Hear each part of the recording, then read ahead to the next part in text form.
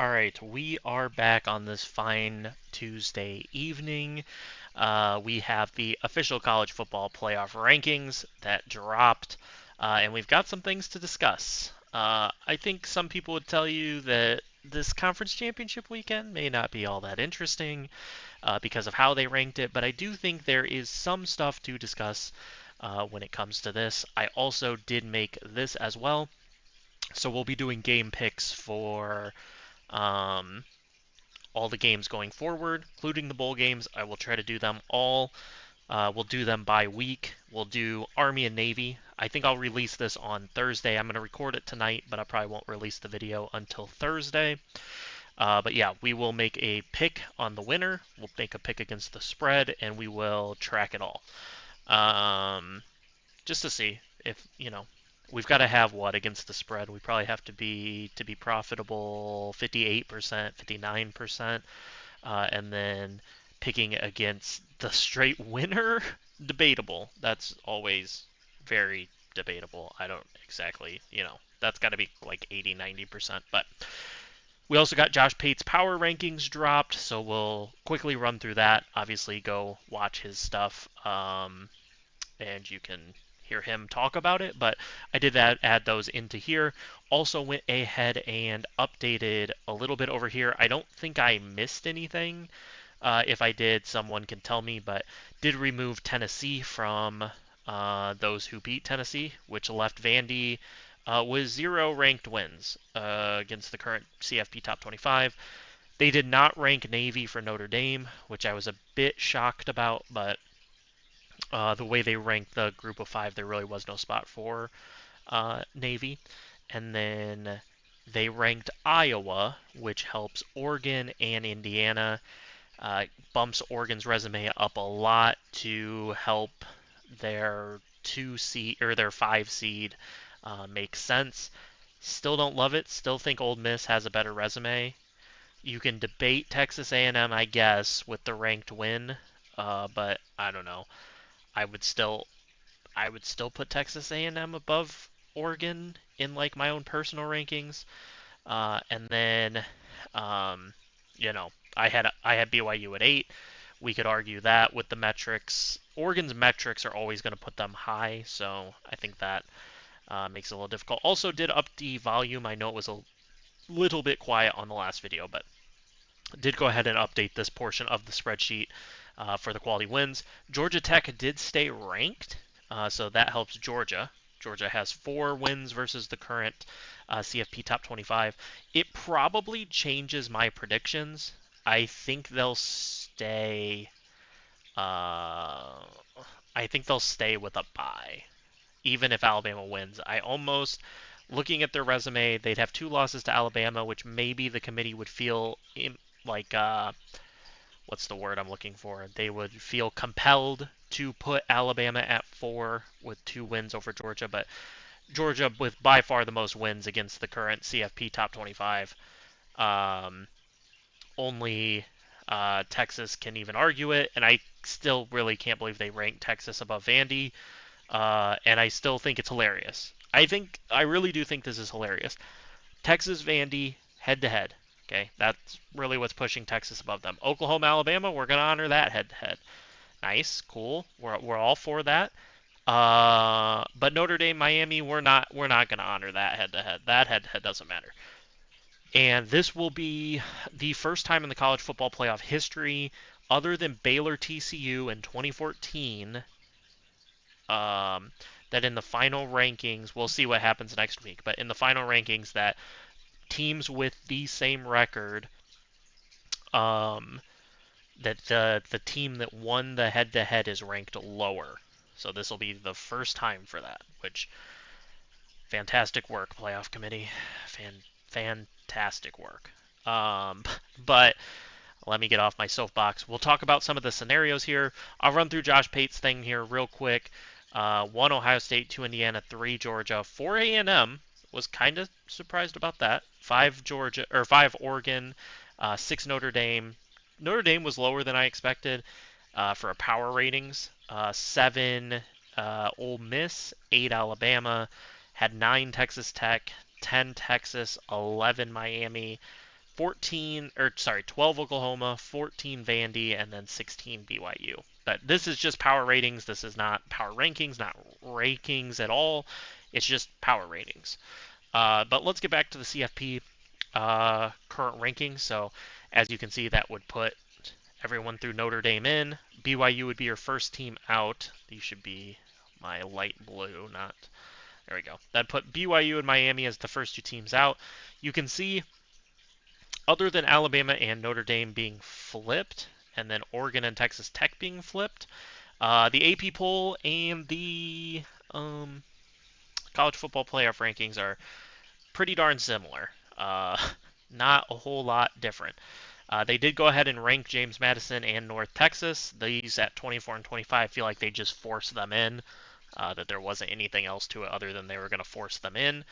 Duke obviously remained non-ranked. And so it's pretty much what I expected from the playoff rankings, except I did not expect them to put Alabama above Notre Dame. And the reason they did that is they don't have to hear about, if Alabama loses to Georgia, Alabama needs to be out of the playoff. They're not going to hear that. I don't think anyone. There are people arguing it, but I think it's a terrible argument, because otherwise, why doesn't Alabama just decline the invitation and go let Ole Miss play?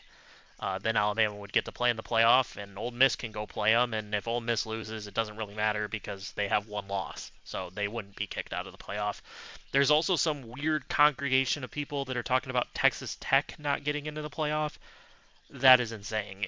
Texas Tech is a lock in the playoff. If they lose on Saturday, I don't care. They're not out of the playoff. That is an insane concept to have in your mind, that you think that if BYU wins, they're booting Texas Tech. It's just not happening. And so I think Indiana pretty much locked up a bye in the college football playoff. It would take I don't even think there's a weird, unique situation where they don't have a bye. So, Indiana and Ohio State, I think they both locked up a bye. That game is relevant, but kind of irrelevant. The winner of that game, I believe, goes to the Rose Bowl, and then the other seeds that aren't Indiana will choose between the Cotton and the Sugar Bowl, which is obviously Georgia would pick the Sugar, Texas Tech would pick the Cotton. I think that's fairly obvious. So if those two teams win, that's where they're going. And then is it the Orange Bowl is the fourth bowl? So that would be where Indiana would get slotted, is into the Orange Bowl in Miami.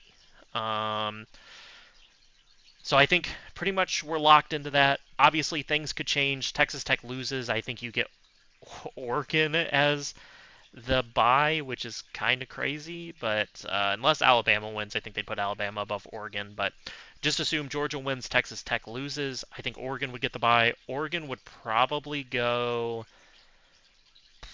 I think Indiana would be ranked ahead. They'd be 3. So Indiana would take. Let's just assume Georgia won. So Georgia would take the Sugar Bowl. I would guess Indiana would take. I don't really know. I don't think it matters. It depends on if Indiana wants to be nice to Oregon or not. If Indiana doesn't really care, they take the Orange Bowl in Miami. I think some of it would probably depend on who they think they're going to play. If they think they're going to play an SEC team, I think you have to go to the Cotton Bowl.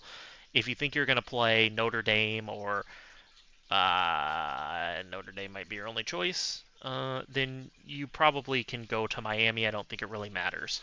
But that's some of your bowl game scenarios. I believe that's how it works. Please correct me if I'm wrong.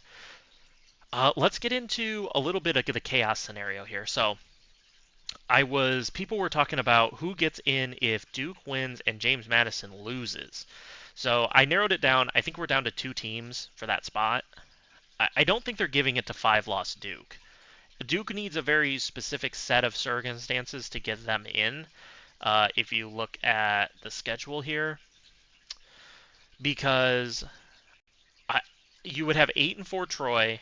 I believe Jacksonville State is 8-4. Yeah, 8-4 Jackson. So you need Troy, Jacksonville State. You need Boise to win, because Boise has 4 losses. They need either one of these to win. It doesn't really matter. But yeah, they need Boise, Jacksonville State, and Troy. I think that is Duke's one and only path to get in, is if that's what happens, because I think Western Michigan is 8-4 and Miami of Ohio is 7-5. 8-4, 7-5. Yeah. So that's their one and only route, because I believe if either Kennesaw State or UNLV win, they would be ranked ahead. UNLV 10-2 on the season, finished tied for first. They lost back-to-back games to Boise State and New Mexico in the middle of the year, but they did play a Power 4 team in UCLA 30-23. I don't think any of us are claiming that UCLA is good at football, but they at least played a Power 4 team.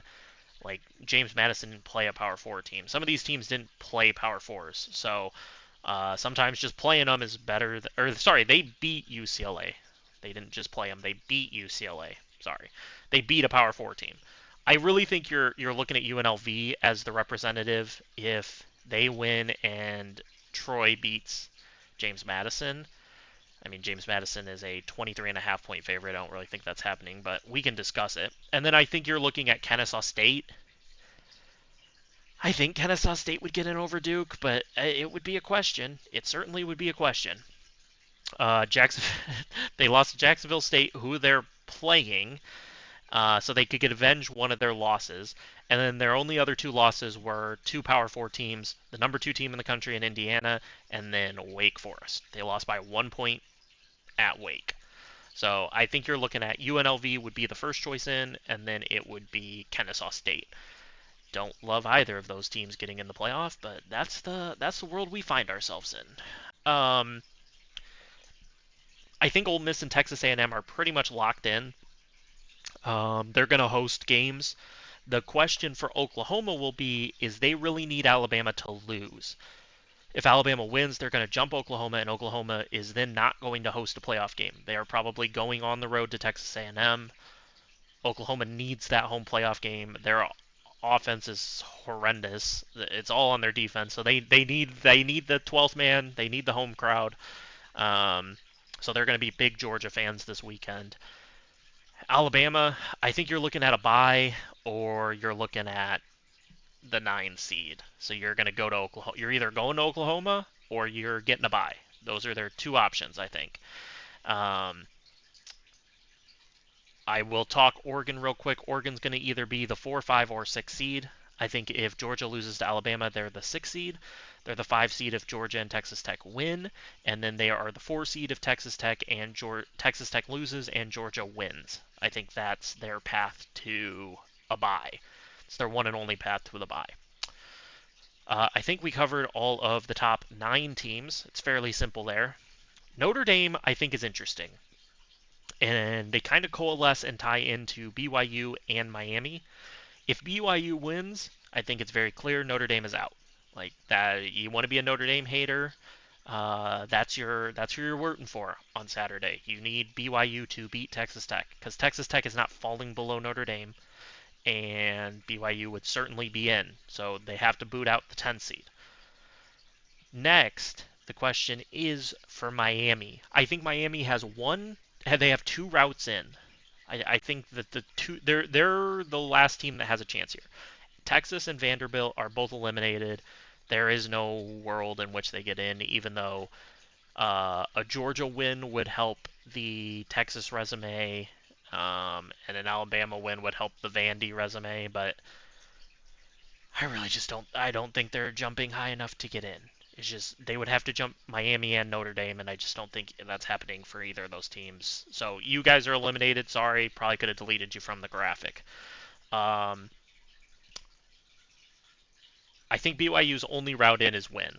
That's their only route in. They have to beat Texas Tech. If they would have gotten ranked 10th, they would have had an argument. Unless the committee is going to tell us that playing in the conference championship despite losing was a data point for BYU, and so they're going to get in over Notre Dame. That is a possibility, because he said we're going to reevaluate and re-rank the teams, all of them, post the conference championship things. He said strength of schedules can change, all of that different stuff based on these conference championships. Well, BYU, certainly all of their metrics will go up to some degree, win or lose. Their strength of schedule will go up. Their strength of record may or may not go up. Not exactly sure how that works. I'm sure it will go down because they're currently 6th in strength of record. I'd assume it'll go down if they lose, but you never know. But that is their chance against Notre Dame, is that playing in the conference championship despite losing is still an extra data point and they will jump them. That's their hope there. Miami, I think, has a couple of options here with them leaving the door open. I do think Miami has a couple of little ways in.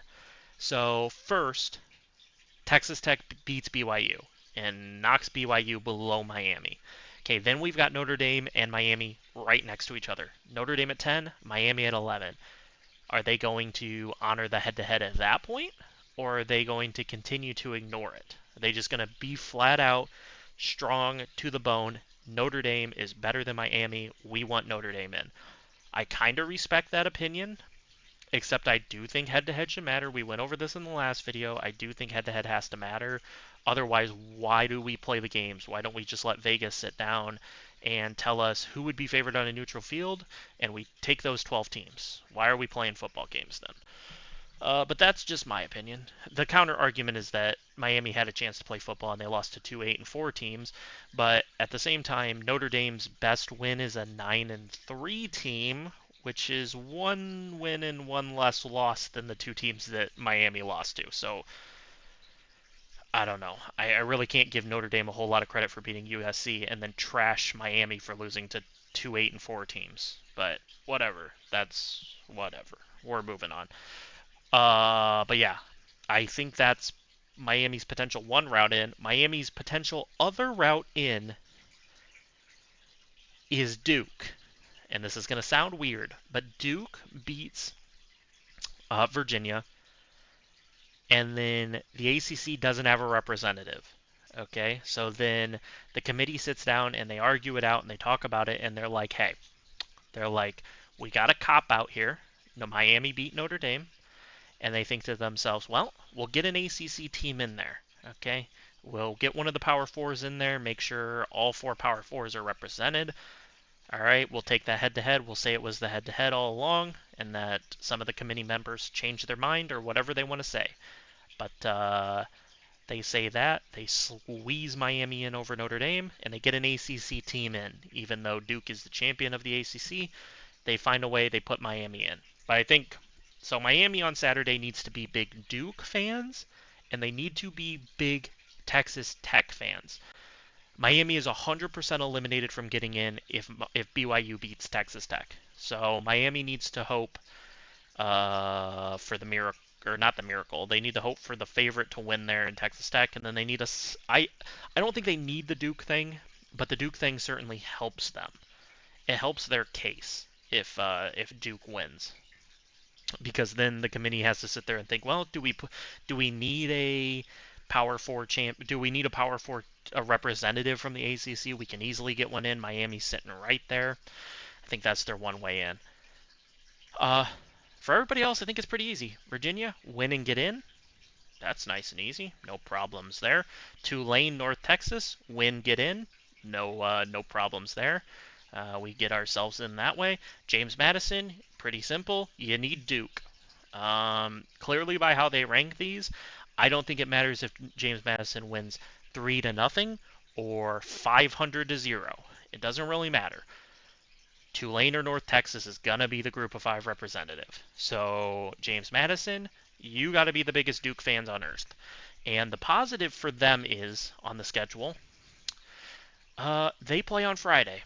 So they can play on Friday, they can beat the absolute snot out of Troy, and then they can sit back on Saturday night and be the biggest Duke fans in the world.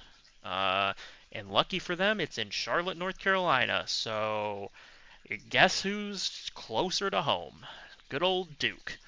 And so, yeah, they've got to, they gotta get down and pray for Duke. You know what I found interesting here? Every single one of these conference championship games on Saturday, these are home games, so that doesn't count. But all these conference championship games on Saturday has a representative from the state.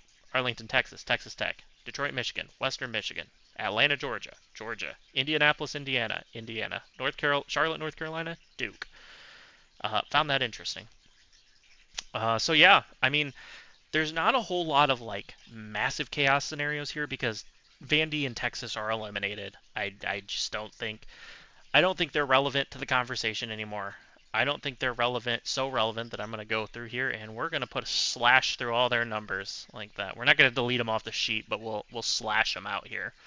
And so yeah, they're eliminated from contention. I think Duke is pretty much all but eliminated. Duke needs a very, very specific path.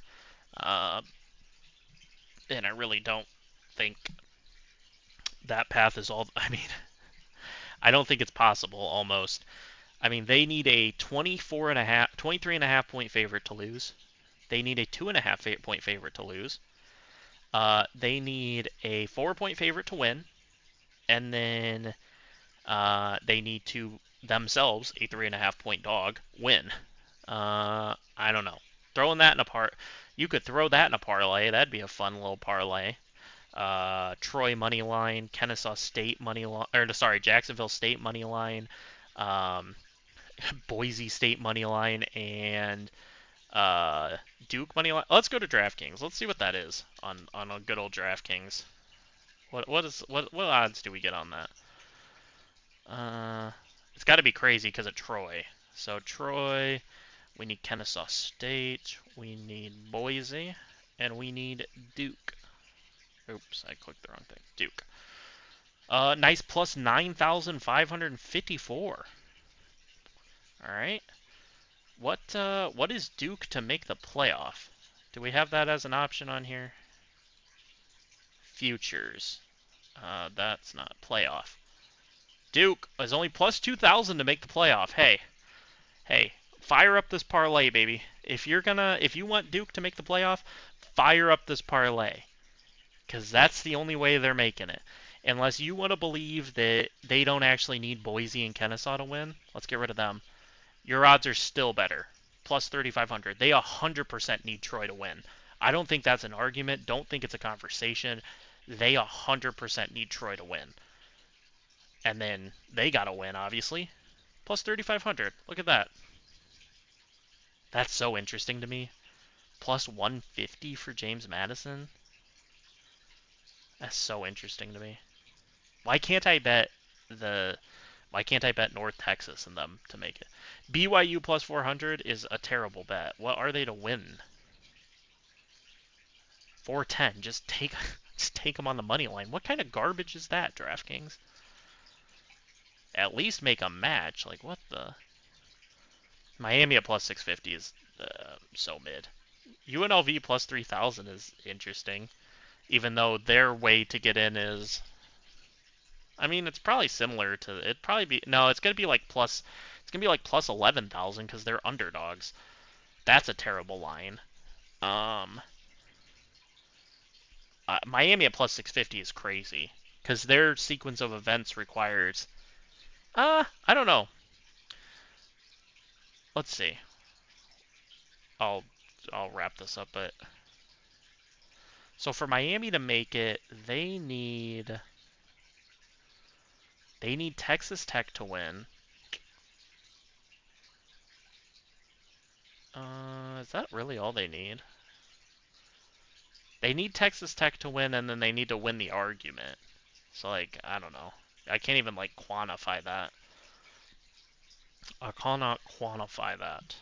But, I mean, it's going to be interesting. I don't think there's any, like, scenarios that I'm missing. I think I went pretty much over all of them. I think Ohio State can be the 1 or the 2 seed. No, 1 or the 3 seed. They're going to be the 1 or the 3 seed. Indiana's going to be the 2, 3, or 4 seed. Would they really put Texas Tech over Ohio State? I guess I'll argue they can be the 1, 3, or 4 seed. Indiana can be the 2, 3, or 1, 3, or 4 seed. Georgia can be the 2, 4, 5, 6 seed, maybe? I don't know. They're a little weird. Oregon can be the 4, 5, 6 seed. Ole Miss can be the 4, 5, 6 seed, or sorry, the 5, 6, 7 seed. Texas A&M can be the 6, 7, 8 seed. Oklahoma can be the 8 or 9 seed. Actually, I don't think they can. I don't know how far Texas Tech would rise, but 8 or 9 seed for Oklahoma. 9, I would say 9-5-4 for Alabama. That's probably as high as they can get as 4. 9-5 or 4 for Alabama. Notre Dame's going to be 10 or 11. They're either going to be 10 or they're going to be out. Or they could be 12, I guess. 10 through 12. Miami's either going to be the 10 or the 12 or the 11, probably. BYU's either going to be in or not. I don't even know where they would seed them if they won. Probably between Ole Miss and Oregon is my guess. If BYU beats Texas Tech, I bet they seed them right behind Oregon. I bet they put Oregon at 4, BYU at 5, Texas Tech at 6, maybe something like that. I don't know. Virginia's either going to be in or they're not. Tulane's either going to be in or not. North Texas is going to be in or they're not. James Madison can be in. They can be on the bubble with Virginia win, or they can be out with a loss, obviously. I think Duke needs a very specific set of circumstances to get in that I don't even care about, like rehashing. I mean, it involves James Madison losing, Kennesaw State losing, UNLV losing. I think they need a very specific set of circumstances, and don't really think it's gonna be a thing. But yeah, that's gonna do it. We will let these play out. I'm gonna have that games pick video on Thursday, and then we will have reactions to the final college football playoffs on Sunday. Those come out at noon. I will probably watch the entire reaction show, really gather my thoughts, um, think about it, not overreact with like an instant reaction, and then we'll discuss that, and then I'll upload that Sunday night. And then we'll get an announcement of all the bowl games. So I'll probably do a preview of the bowl games, just an overarching preview, talk about cool matchups, fun matchups, whatever matchups, and then we'll go through and do week 1 of the picks. So we've got a decent amount of videos to come out. I might do a video on the NBA Cup. We're going to get into the NBA Cup playoff bracket scenario. That's all set, so maybe I'll pick the NBA Cup. And then, yeah, we've got tennis coming back soon in January. Might start talking about Champions League soccer. Like I said, I'm just going to talk about stuff I love. I love sports. I watch them all. I do a job that has me at home. So I watch sports while I work, and so I watch a lot of these sports and I keep up with them. So let me know if you guys have any criticisms or things that I could do better with this. But yeah, that's going to do it, guys. I hope you guys enjoyed. Drop a like if you did, subscribe if you haven't. I'll catch you guys later.